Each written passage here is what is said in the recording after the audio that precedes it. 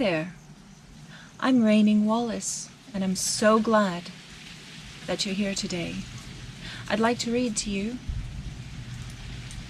Today we have Treasure Island by Robert Louis Stevenson, right here on the gorgeous Mariana Islands, seaside. Chapter 1. The Old Sea Dog at the Admiral Benbow.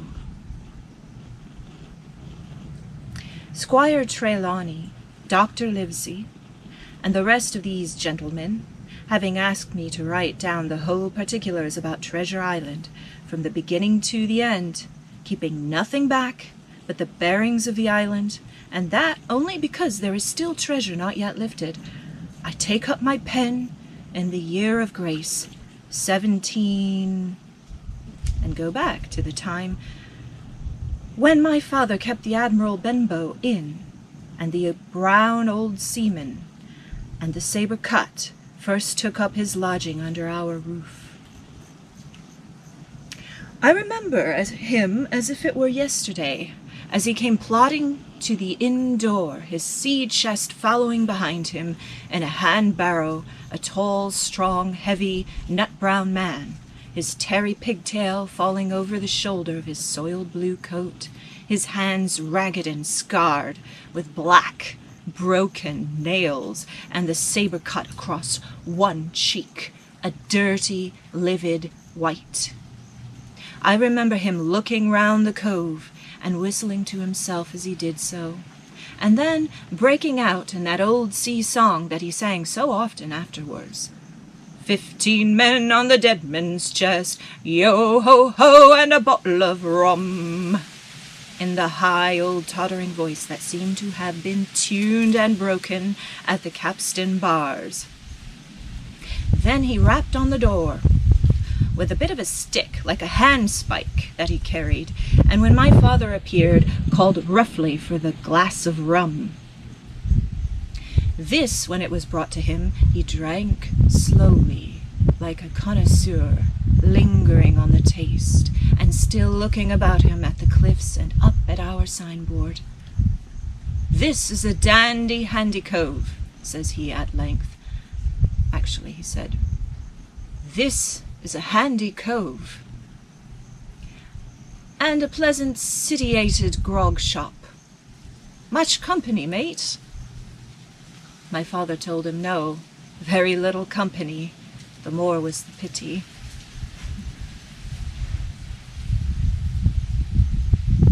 There's a picture of him.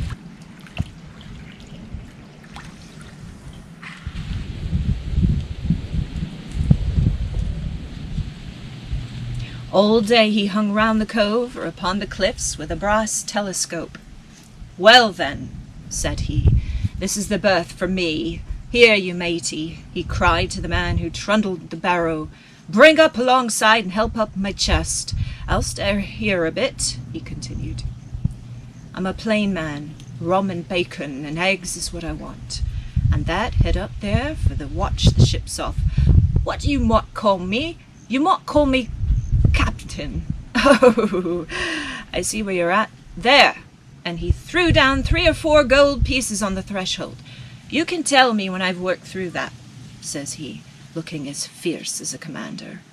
And indeed, bad as his clothes were, and coarsely as he spoke, he had none of the appearance of a man who sailed before the mast, but seemed like a mate or skipper accustomed to be obeyed or to strike.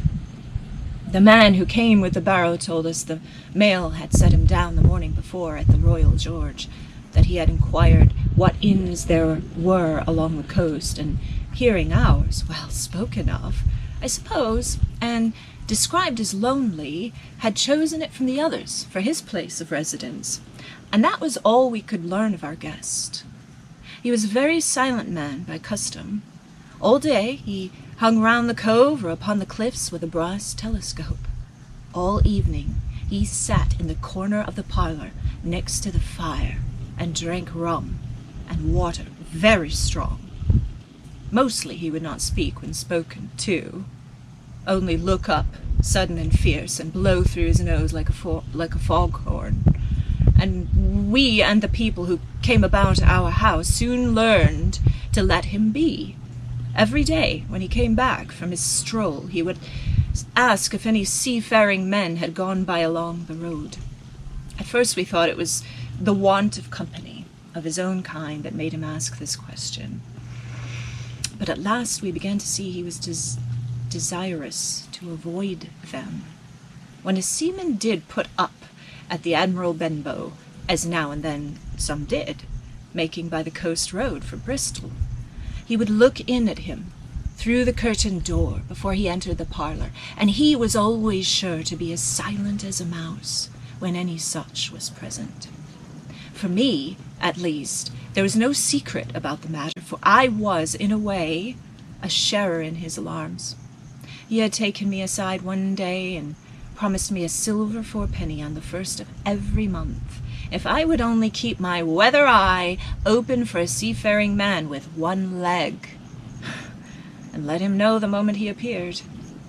Often enough, when the first of the month came around, I applied to him for my wage. He would only blow through his nose at me and stare me down, but before the week was out, he was sure to think better of it, bring me my fourpenny piece, and repeat his orders to look out for the seafaring man with one leg. How that personage haunted my dreams, I need scarcely tell you. On stormy nights, when the wind shook the four corners of the house, and the surf roared along the cove and up the cliffs, I would see him in 1,000 forms, and with 1,000 diabolical expressions. Now the leg would be cut off at the knee, now at the hip. Now he was a monstrous kind of creature who had but one leg, and that was in the middle of his body. To see him leap and run and pursue me over the hedge and ditch was the worst of my nightmares. And altogether I paid pretty dear for my monthly fourpenny piece, in the shape of these abominable fancies. But though I was so terrified by the idea of the seafaring man with one leg, I was far less afraid of the captain himself than anybody else who knew him. There were nights when he took a deal more rum and water than his head would carry, and then he would sometimes sit and sing his wicked old wild sea songs, minding nobody. But sometimes he would call for glasses round and force all the trembling company to listen to his stories, or bear a chorus to his singing. Often I have heard the house shaking with "Yo-ho-ho" and a bottle of rum. All the neighbors joining in for dear life, with the fear of death upon them, and each singing louder than the other to avoid remark. For in these fits he was the most overriding companion ever known. He would slap his hand at the table for silence all round. He would fly up in a passion of anger at a question, or sometimes because none was put, and so he judged the company was not following his story. Nor would he allow anyone to leave the inn till he had drunk himself sleepy and reeled off to bed. His stories were what frightened people worst of all.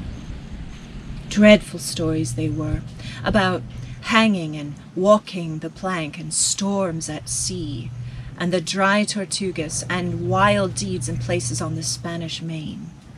By his own account, he must have lived his life among some of the wickedest men that God ever allowed upon the sea, and the language in which he told these stories shocked our plain country people almost as much as the crimes that he described. My father was always saying that the inn would be ruined, for people would soon cease coming there to be tyrannized over and put down and sent shivering to their beds. But I really believe his presence did us good. People were frightened at the time, but on looking back, they rather liked it. It was a fine excitement in a quiet country life, and there was even a party of the younger men who pretended to admire him, calling him a true sea dog and a real old salt. and such like names, and saying there was the sort of man that made England terrible at sea. In one way, indeed, he bade fair to ruin us, for he kept on staying week after week, and at last month after month, so that all the money had been long exhausted. And still my father never plucked up the heart to insist on having more. If ever he mentioned it, the captain blew through his nose so loudly that you might say he roared, and stared my poor father out of the room. I have seen him wringing his hands after such a rebuff, and I am sure the annoyance and the terror he lived in must have greatly hastened his early and unhappy death. All the time he lived with us, the captain made no change whatever in his dress, but to buy some stockings from a hawker. One of the cocks of his hat had fallen down, and he let it hang from that day forth, though it was a great annoyance when it blew. I remember the appearance of his coat, which he patched himself upstairs in his room, and which, before the end, was nothing but patches. He never wrote or received a letter, and he never spoke with any but the neighbors, and with these, for the most part, only when he drunk on rum, when drunk on rum, you know. The great sea chest none of us had ever seen open. He was the only one crossed, and that was towards the end, when my poor father was far gone in a decline that took him off. Dr. Livesey came, maybe his name is Livesey, came late one afternoon to see the patient, took a bit of dinner from my mother, and went into the parlour to smoke a pipe until his horse should come down from the hamlet, for we had no stabling at the old Benbow. I followed him in, and I remember observing the contrast, the neat, bright doctor, with his powder as white as snow, and his bright black eyes and pleasant manners, made with the coltish country folk, and above all with that filthy, heavy-bleared scarecrow of a pirate of ours, sitting far gone in rum, with his hands on the table. Suddenly he, the captain, that is, began to pipe up the eternal song. 15 men on a dead man's chest, yo-ho-ho, and a bottle of rum, drunk and the devil had done for the rest, yo-ho-ho, and a bottle of rum. At first I had supposed the dead man's chest to be that identical big box of his upstairs in the front room, and the thought that had been mingled in my nightmares with that one of the one-legged seafaring man. But by this time we had all long ceased to pay any particular notice to the song. It was new that night to nobody but Dr. Livesey, and on him I observed it did not produce an agreeable effect, for he looked up for a moment quite angrily before he went on with his talk to old Taylor, the gardener, on a new cure for the rheumatics. In the meantime, the captain gradually brightened up at his own music, and at last flapped his hand upon the table before him in a way we all knew to mean silence. The voices stopped at once, all but Dr. Livesey's. He went on as before, speaking clear and kind, and drawing briskly at his pipe between every word or two. The captain glared at him for a while, flapped his hand again, glared still harder, and at last broke out with a villainous low oath, "Silence there between the decks!" "Were you addressing me, sir?" says the doctor. And when the ruffian had told him, with another oath, that this was so, "I have only one thing to say to you, sir," replies the doctor, "that if you keep on drinking rum, the world will soon be quit of every dirty scoundrel." The old fellow's fury was awful. He sprang to his feet, drew and opened a sailor's clasp knife, and balancing it upon the palm of his hand, threatened to pin the doctor to the wall. The doctor never so much as moved. He spoke to him as before, over his shoulder, and in that same tone of voice, rather high. so that all the room might hear, but perfectly calm and steady. If you do not put that knife this instant in your pocket, I promise upon my honor you shall hang at the next Assizes. Assizes? I'm not sure what an Assizes is. Then followed a battle of looks between them, but the captain soon knuckled under, put up his weapon, and resumed his seat, grumbling like a beaten dog. And now, sir, continued the doctor, since I now know there's such a fellow in my district, you may count I'll have an eye upon you day and night. I'm not a doctor only, I'm a magistrate, and if I catch a breath of complaint against you, if it's only for a piece of inclivity like tonight's, I'll take an effectual means to have you hunted down and rooted out of this. Let that suffice. Soon after, Dr. Livesey's horse came to the door, and he rode away. But the captain held his peace that evening, and for many evenings to come. That's the end of chapter 1. I look forward to reading chapter 2 to you. Thanks for joining me.